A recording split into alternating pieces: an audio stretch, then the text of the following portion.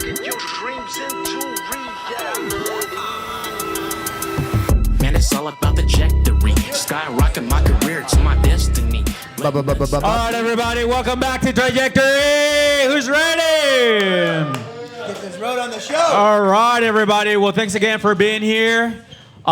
Before we get started, we just want to make sure that you guys know that you're tuned into our Trajectory podcast, where one question sets everything in motion. Igniters have 90 seconds to share their truth before the sound hits. Wait, what sound? So, yeah. That's way softer. So, yeah, exactly.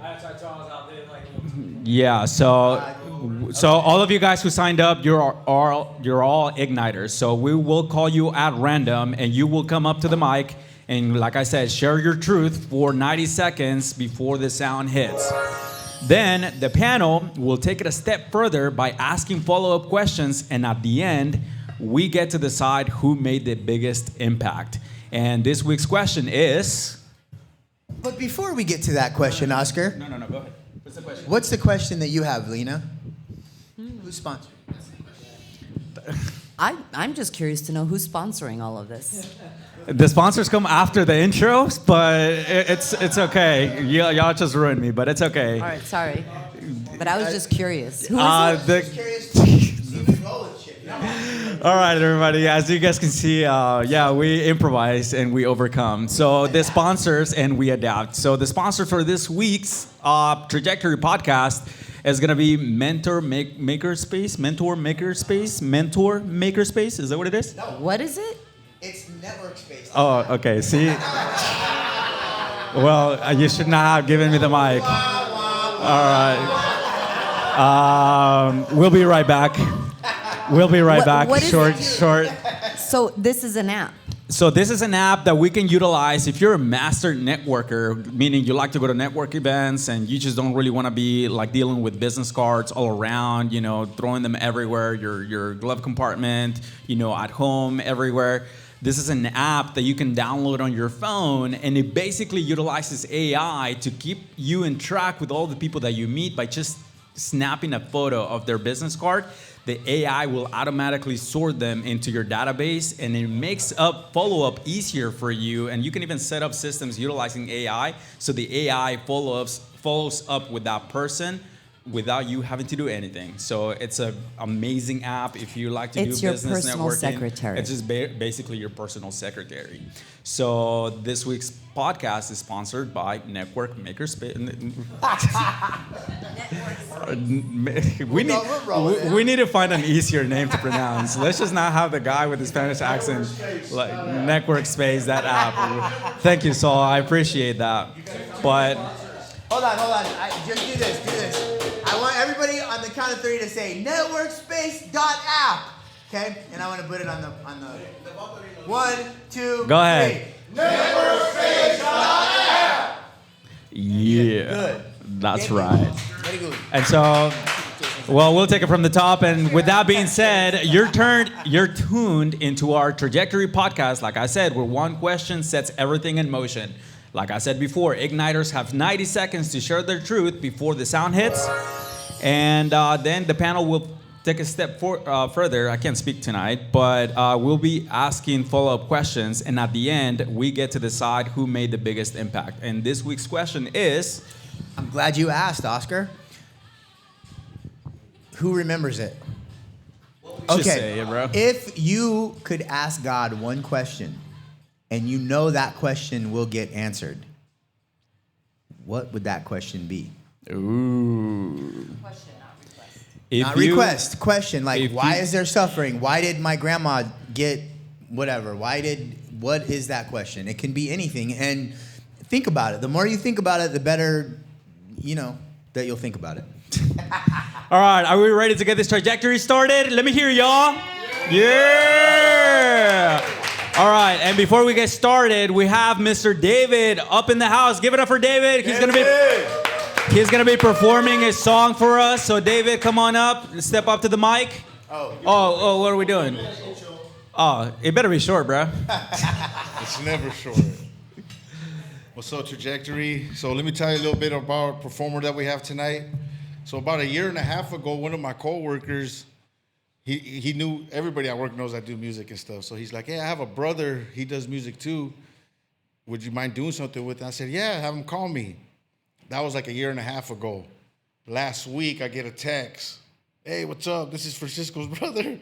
You know, so a year and a half later, I get that text, and it's our performer tonight. And I told him, hey, I'm having a session this weekend with Kanazi and the guys. Maybe you should come down. So he came down, and I don't think we've ever worked this hard before. We did 4 songs in one night because of him. Oh, wow. Yeah, 4 songs. Yeah. And it wasn't even hard. It was just we just all came together, and it was a beautiful night, just the way we all kind of were throwing each other ideas and stuff. And that's what it's about. When you make music, you want people to interact and be hands-on. And that's exactly what he did. And I told him about Trajectory, and I told him, hey, let me talk to Scotty, see if he has a performer or not. Maybe we'll get you to perform. So he's never performed in his life. So this will be his first time. He's very talented. Yeah. So Hey, that's cool. So he's very talented. I spotted that right off the bat. So here he is, David, also known as Demented. All right, David.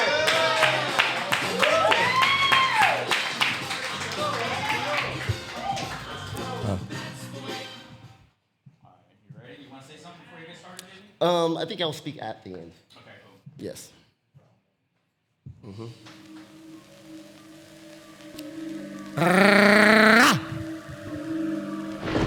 It's Demented.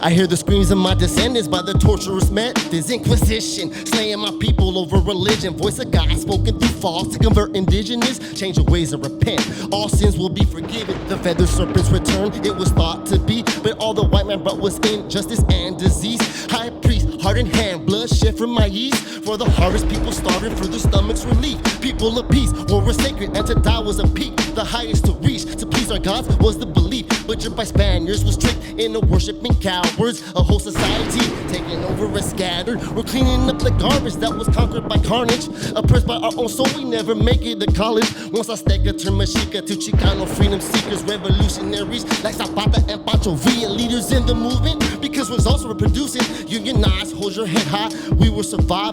Gang violence, issue riots, reparations and crime. And now we go to service, pray the verse while sipping on wine.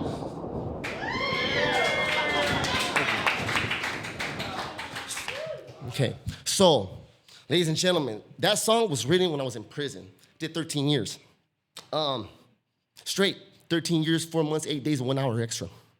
You don't forget that. You don't forget your booking number. And I got into to my culture. I mean, I was living a fine line and stuff. In there, everything is politics. In there, everything is hands-on. You're forced to survive by aligning yourself with a side. You know what I mean? And since I'm a descendant of a Mexican-American, I aligned myself with a side. So I took my time to perfect my craft. I started writing when I was 12. With that, I just used a freestyle. Then when I was in prison, I focused so hard on learning how to write, learning how to articulate, to enunciate. I want you guys to understand every word and consonant and vowel that comes out my mouth. I mean, I don't really like to curse. You know, sometimes it happens, but I try to keep it PG, you know? And it's harder to create that way. It's harder to create because it's easy to put in filler. It's really easy, but I like a challenge. You know what I mean? So when I got in tune with that self, I'm speaking like if I'm living it. Because I did nothing but research. I was in a high level, level 4, and you ask for your knowledge. They don't just give it to you and stuff. Once you align yourself with these sides, you ask for that knowledge, and then they give it to you and they present it to you and stuff. And you study and study, you learn now why. You learn how to talk. You know what I mean? Little words, I forget stuff, but wadichi, that's coffee. You know? That's clamati, nenayuka. He knows what I'm talking about. So I got into that perspective and stuff, and I know how much we struggled as a society. And when I say white, man, I'm speaking about Spaniards, because they came and conquered us. You know what I mean? And then I transitioned into later on in life. Zoo suit riots, reparations from the 1920s, you know what I mean, when they were throwing us back into Mexico. And a lot of us are Catholic. I'm actually personally a Christian, but I got into that mind state of being a Catholic, and I said that's why we go to service, pray to virgins, like the Virgin of Guadalupe, while we're sipping on wine. That's almost a double entendre because some people go drunk, and another person is when you communion, right? So that's the mindset that I got. You know what I mean, thank you for letting me articulate that. I appreciate you guys your time. You know what I mean, it was a pleasure. Awesome, man. Let's give it up one more time for David, everybody. All right, go ahead. And the fact that this is your first performance, dude, that's awesome. I felt it. I felt it, man. That's good. That's good. And the more you do that, the better you get. The more comfortable you get, the better that you can connect because you're not worried about this, you're worried about that. But you did very, very, very good, man. So it's all about confidence. Confidence. All right, everybody, we ready? all right, here we go, Oscar. Do you want to announce it? Oh, feel good party. Feel good party. Whoa. Well. Tony. Look how the Tony's like- turntables. No, I'm just kidding. Saul, would you like to come up here, please? Saul is first.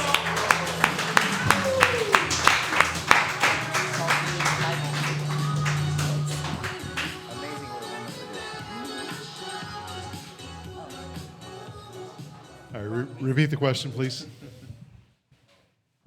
Repeat the question. Is that what you said? Yes, please.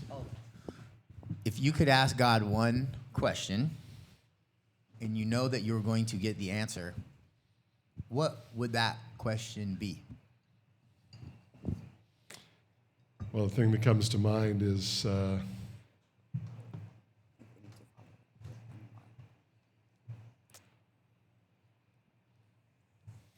And why?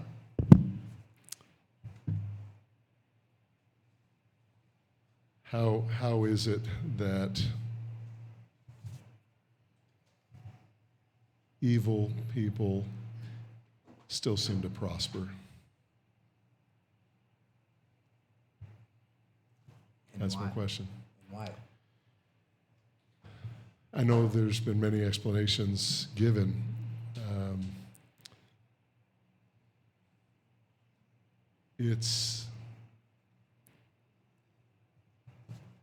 It's tough to imagine God wanting such free will that people have to suffer at the hands of others.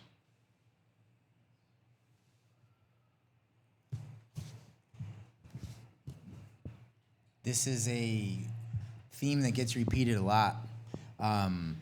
Different religions, but you and us being humans, we all have to go through this. And it is that fine line between trauma and training. Why? And so I think we all ask ourselves the same question, especially when we're the ones that are eating the tail feathers, or why is this happening? Or somebody that we love, right? Because we see things in other countries, but we're not really connected. But when it hits somebody that we love, it strikes a different chord, right? Yep. You ask in a different way. There's a different kind of conviction. I mean, I think we've all, and the longer you live, the more that you do experience that. I have more questions than answers. So that's why I wanted to ask this question specifically, because I want to know what is going on with everybody else, like what, and so I don't know. What do you think, Lena? I just want to ask, when you say prosper, are we talking about money? Are we talking about mental? Are we talking about health, family? What do you mean by prosper? Well, we see evil people conducting evil deeds which make people suffer, and it's hard to see their suffering in any way, on any scale, compared to the people they've made to suffer. I realize they'll pay the price at some point. I guess I'm a little impatient to see that day come sooner than later. So the spit stone sharpens the knife. And it does it by friction. And if you don't have that friction, the more friction you have, the sharper the blade, right? Because Sure. and so and then it also comes down, depending on who you talk to the good, right? Because what you're talking about is good versus evil, right? Why does the evil prevail, right?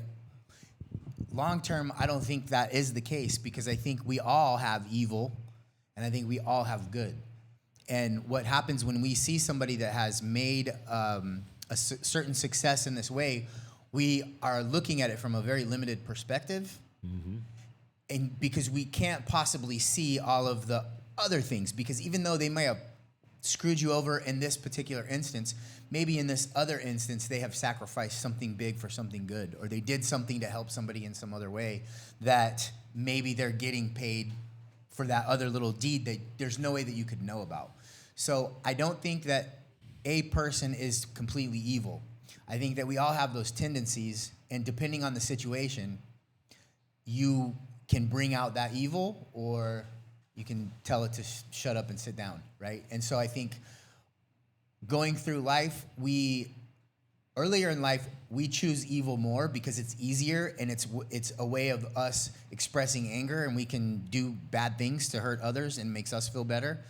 But then maturity sets in, and then we realize that it doesn't stop there, that there is a domino effect, and that those evil things that we do or bad or however always continue down the line, and it will always come back to us. And so when we do good, it also does the same thing. You put good out in the world, and then it's like a domino effect, and then that also comes back to us.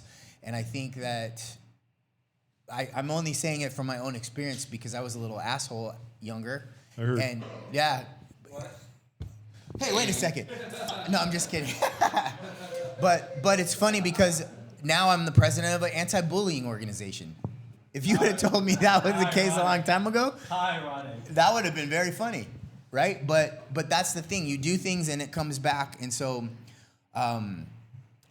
again, not to get to, I've been listening to the New Testament, and there's a lot of these things that I'm like, thanks a lot, Lena. That these things, these kind of questions, and I'm listening to, what it says, and there is a lot of knowledge and a lot of wisdom, and so, but so does experience, right? Experience brings you knowledge and wisdom, because you make mistakes, and then that's the true learning. It's not from being told, it's from feeling. If you don't mind, I want to add one more Not thing. at all. You said that you would ask him, repeat your question one more time, if you could, Saul. Why do evil people, why are they allowed to prosper? So you believe that there's evil people? I believe that there are people who do evil deeds that are heavy enough that would qualify them to be marked evil. Okay, so you don't believe that the devil, do you believe in hell and heaven? Let me ask you that. I believe in heaven. I'm not sure my opinion on hell at this moment. Okay. Do you believe that if there was a hell, we're pretty much in it right now, in a sense, with the devil running this world as he does right now? We could be in a far worse place than we are today. Okay. So do you think that the devil can use people?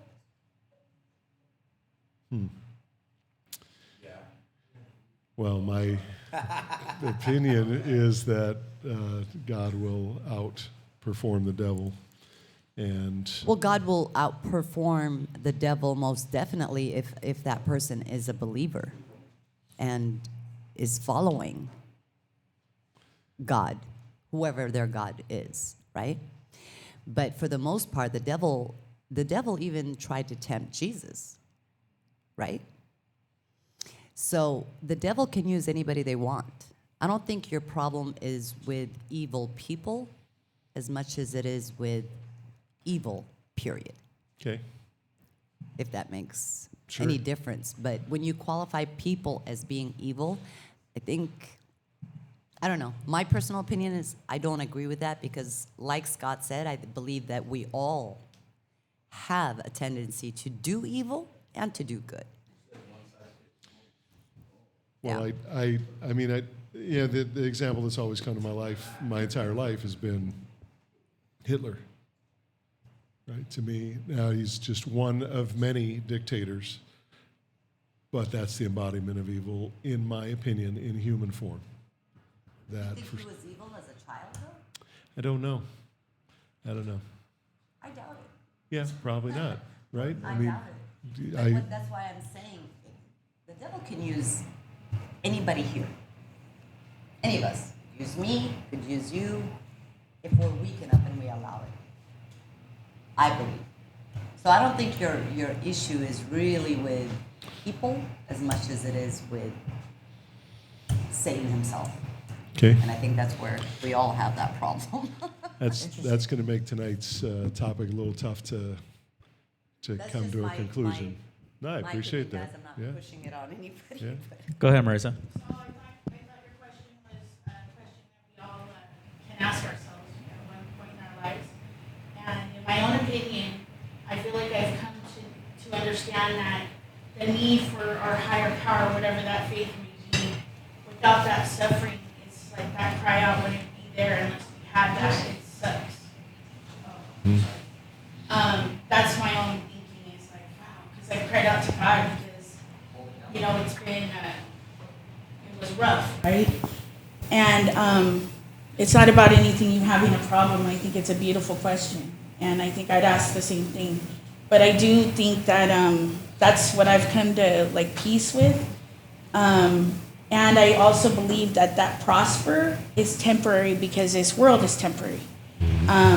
So it's not really going to be substantial because our spirits are much bigger than whatever that is. See what I'm saying?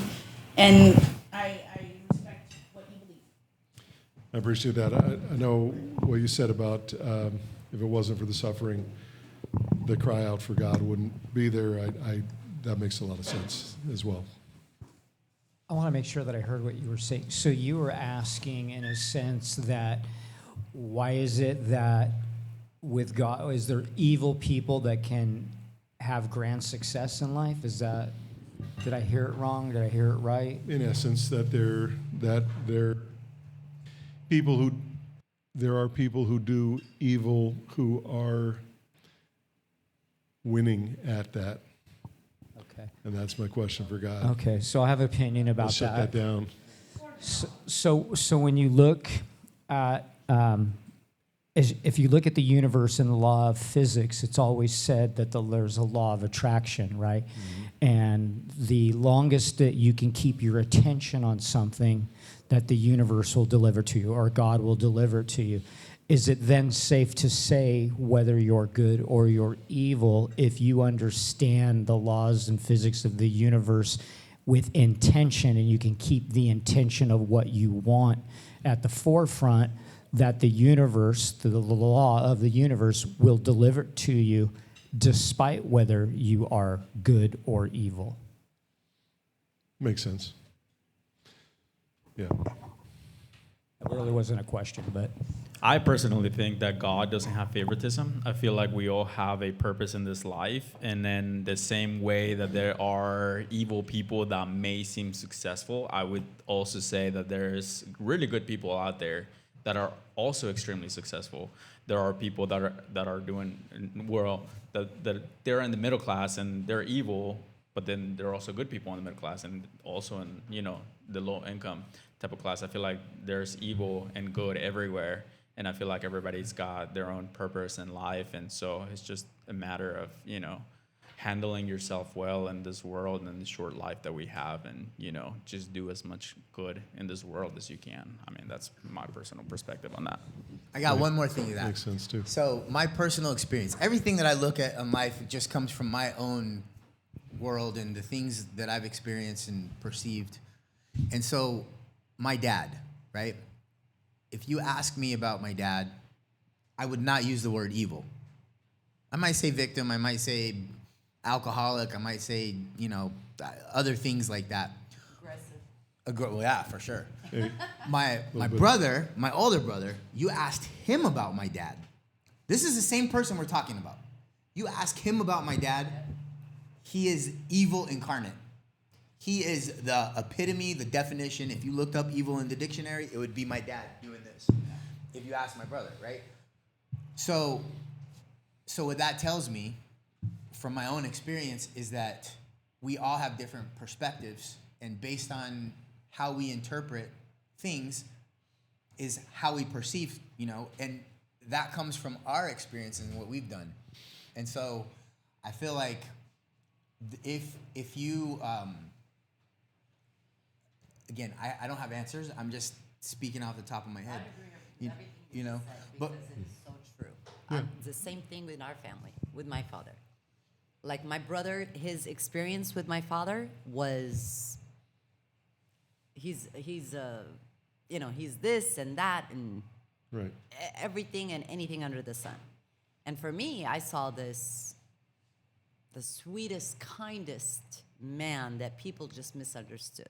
You know what I mean? Yes. Not that, again, I'm not saying that what your thoughts and your question isn't valid, because I think all of us think that at certain times in our lives. Sure. When I see somebody who, like in mafia and killing everybody and they're just living the life, but that's what we see. Right. You have no idea what they're suffering. You have no idea what they're battling. Money and prosperity in that sense isn't prosperity. It's truly a lost soul that's trying to find themselves, in my opinion. But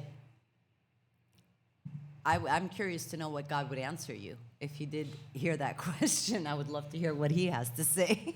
I'll let you know. Yeah. Thank you, Saul. Everybody give it up for Saul. Everybody give it up for Lindsay.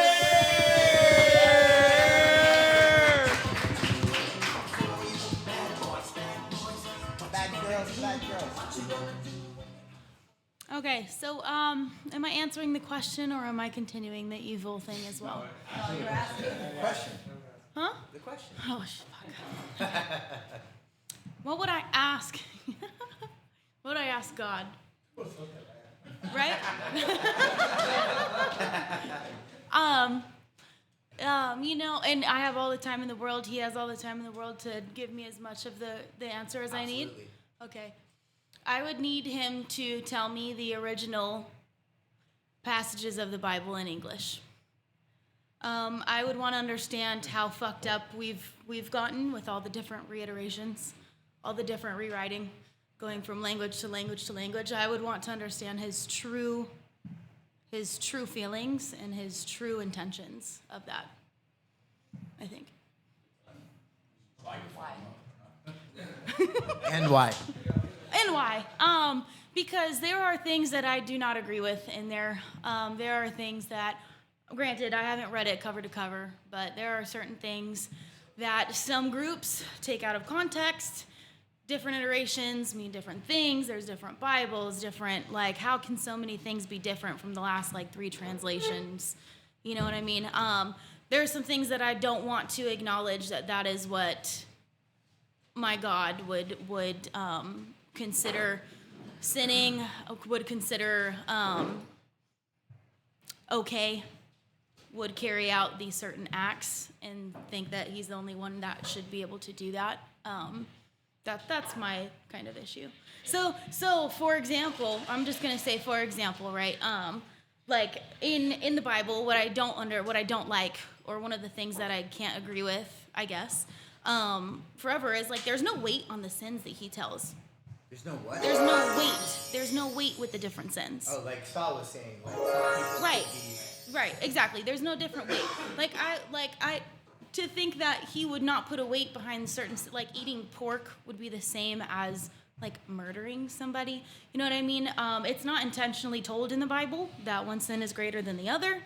They're, acknowledged as just sins. So it's okay, well, what was your original intention? And then seeing how the world has evolved over the days. Now we have technology. Now we, women and men are more so equally, we've got more equal rights. We've got, we're not just homebound, taking care of farms and shit. So, like, right? So like today, right? Like what would that mean today? What would that mean today, like in English? What would, That was my question. So let's say it happens. Boom! That sprinkles. Somebody You don't record even this. you don't even. Where's the mic, right? Yeah. Yeah.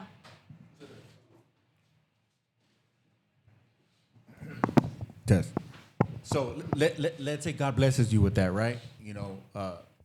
With Elon's chip or whatever. So now you can recite it and understand. Besides reading it in perfect, Yeah. with the perfect intentions and all that, you got it. The feeling and everything, the laws and his intention, his heart, even the 12 dudes that followed him, the disciples didn't know his intentions. They were always confused, like Right. questioning him. You know what I mean? And they were with him, living with him, sleeping with him, eating with him, broke bread with him. But let's say you knew, like today, like what would that help? What would it help? Just for yourself? Yeah, 100%. Yeah, because this is my question to him. So Yeah. No. And then that, he's and answering that's me. cool. He's and not that's cool. answering you. So no, I'm just kidding. Yeah. No, yeah, I would want to know because Like you feel you've been played. Feel you've been played your whole life, like at least, like, you know what I mean. Like, if that's what it is, then you're ready to yeah. bow down per se, or accept, or maybe teach. So, yeah, I don't know. Teach? No, probably not. Because people try to teach these days. We all know how that goes. I'm not going to be the one to do that. But my personal understanding, because I've been through a journey of different beliefs and fun stuff. So I want to know what he means. That's all. I want to know his intentions. I want to know if he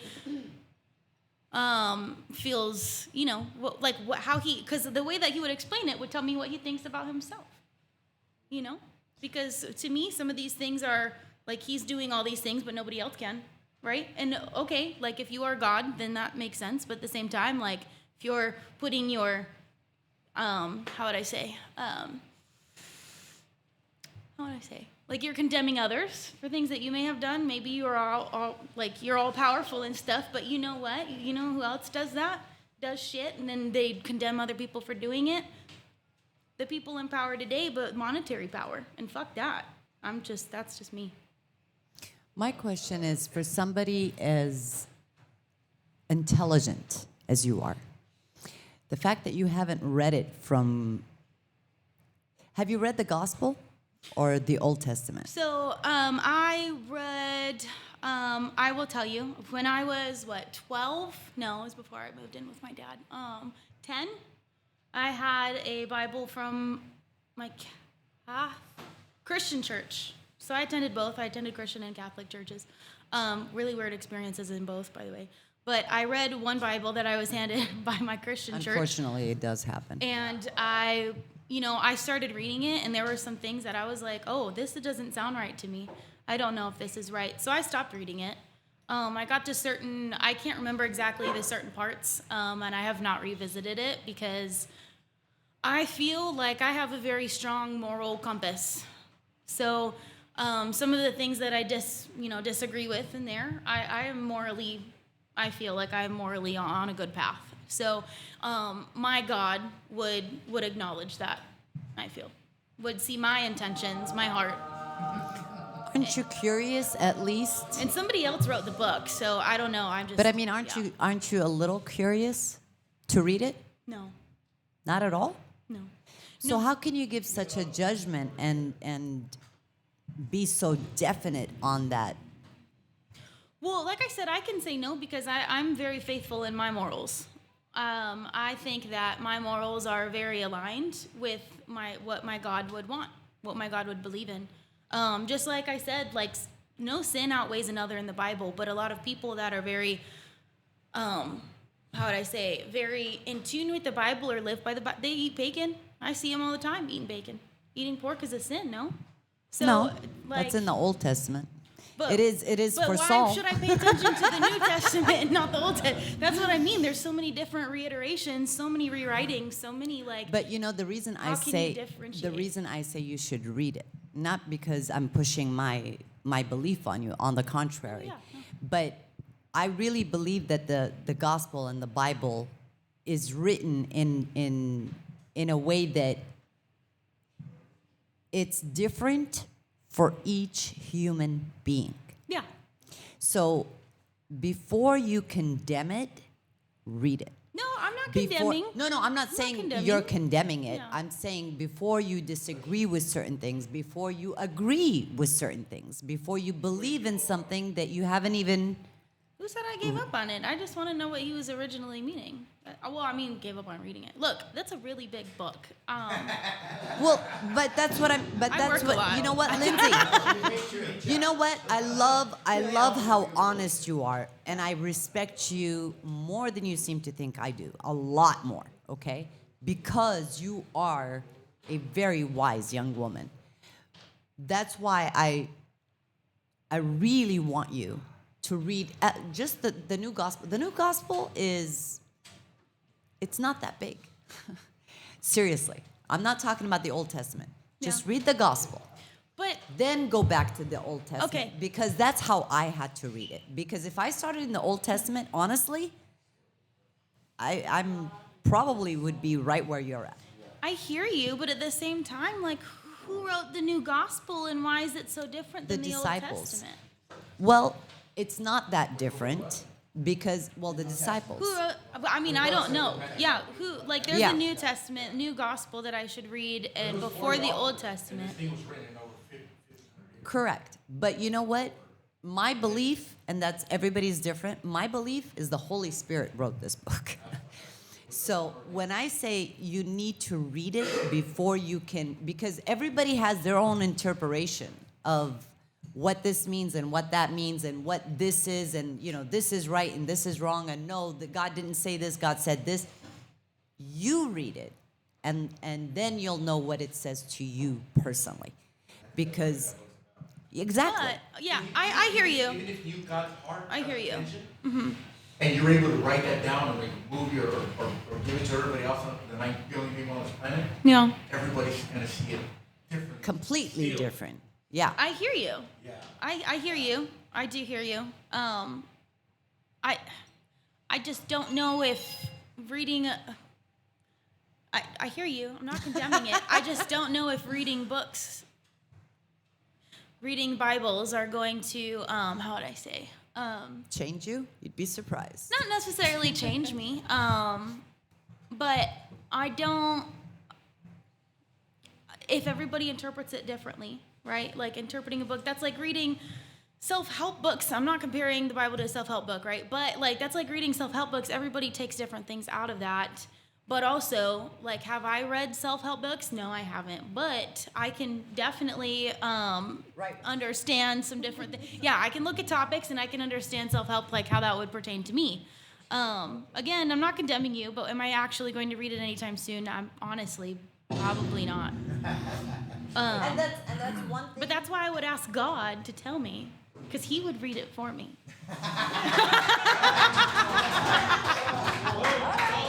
Thank you, Lindsay. That'll work too, I guess. All right, everybody, let's give it up for Preston. It was almost Mr. Corona. It was like this. Oh my God. Yeah. Damn, Preston. Lindsay needs to hear this, whatever it is. What? All right, I don't know. Go. I don't know. I was thinking about it, but I think after Lindsay asked the question, I think I kind of want to piggyback off her a little bit. Because I could do something like in my own situation, but I think for like a class, I don't want to say class, but a group this big, it should be a question that like everyone could ask for themselves. This is about you. This is about you, Preston. What's the question you're asking God right now? You got 1 minute. Oh, okay. Honestly, How many shirts is that what he said? I'm pretty ambitious and I want to accomplish a lot of stuff. I would probably ask what is like the right path, because I can talk to people. I've been able to meet a lot of people. I can go in different avenues, but I'd like to know which one I should stick to and which one really is the best for me. That's probably what I would ask. But I think that's what I'd ask. Yeah, me too. What are the paths? Well, if it's what I'm passionate about and what I like the most, it's real estate. Like I really want to do that. Like everything, like invest, everything, license.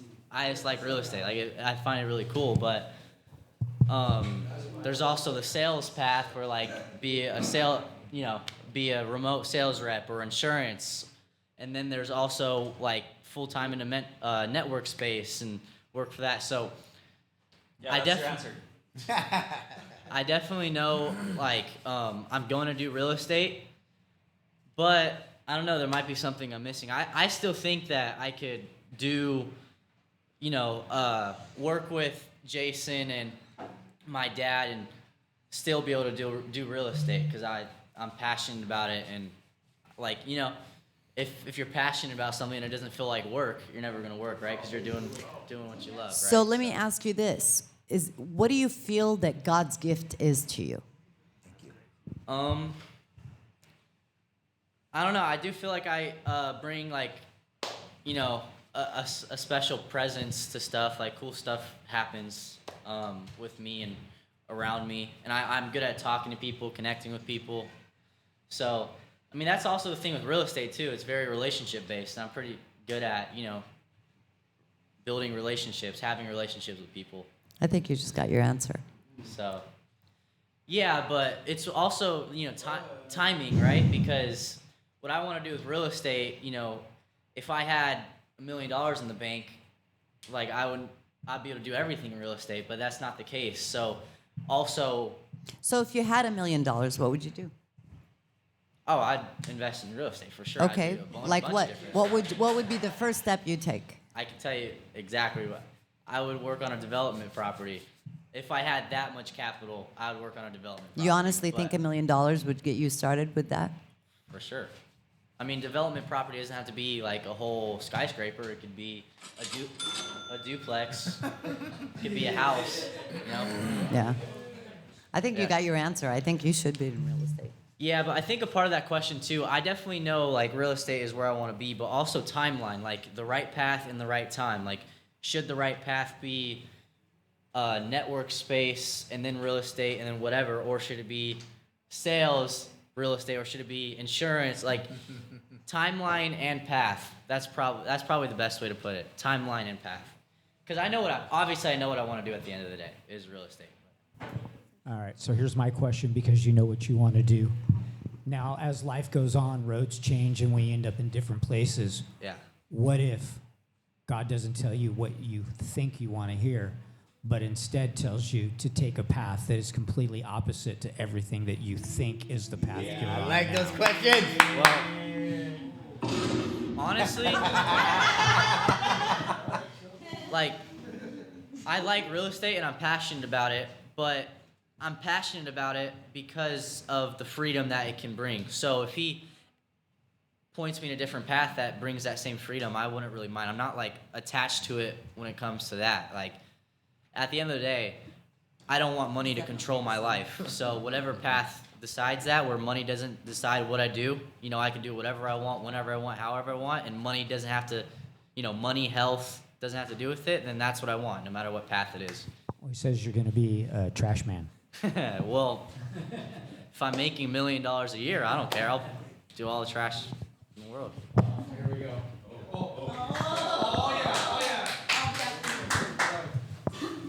Preston, right? Yeah. Yeah.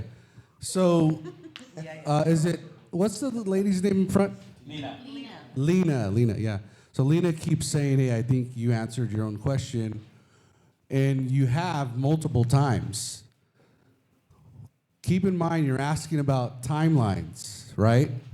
But then a minute ago you just said you can do when you want, however you want, how you want, right?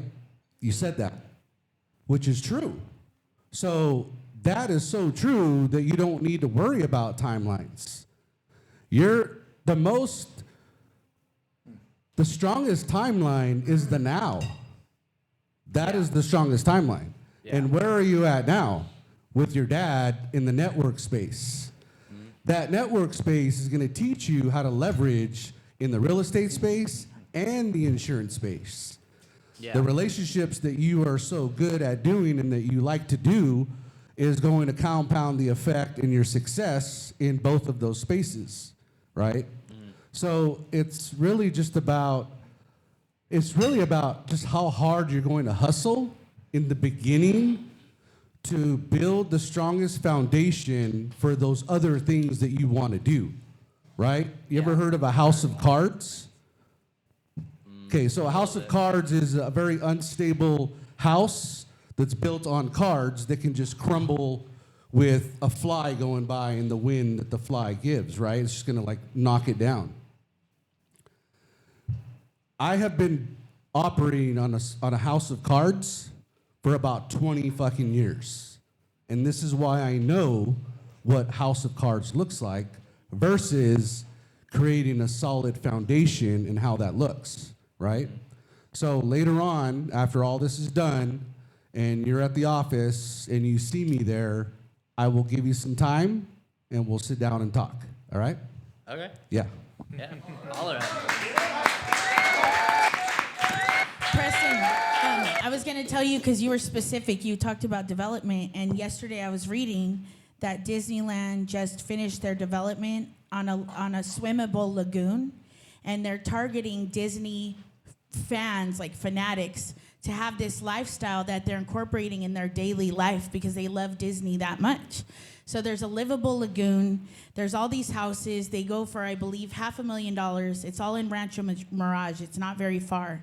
They did a full-scale development. And I totally believe in you, kid. I totally believe in you. I say mirror the heck out of these people that are developing, and somebody's going to catch you and go, man, we want this youngin' on our team. And just mirror the heck out of these brilliant people. You know what I mean? Yeah. And be a sponge in it.